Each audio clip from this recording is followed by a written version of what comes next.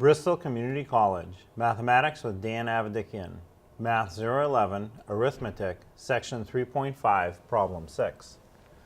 This is Section 3.5, Problem 6. We have 0.3424 divided by 8.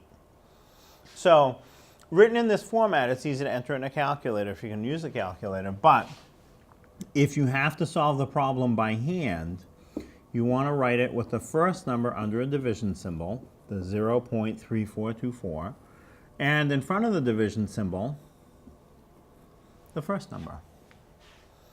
Now, when you do a division and you have a decimal, the decimal just comes straight up in the answer. Now, 8 fits into 0, it doesn't go into 0. You can even put a 0 on top. It goes in 0 times. 8 does not fit into 3 either.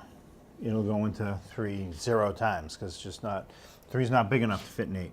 Now, will 8 fit into 34? Yes, it will.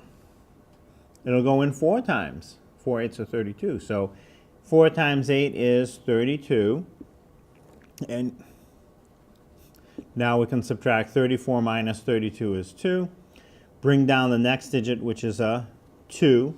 So I have 22. 8 will fit into 22 how many times? Well, 3 8s is 24. That's a little too big. 2 8s is 16. So it'll fit in twice. 2 times 8 is 16. And now 22 minus 16 is 6. The next digit over is a 4, so that'll come down next to the 6 we just got. 8 divides into 64 8 times. 8 times 8 is 64.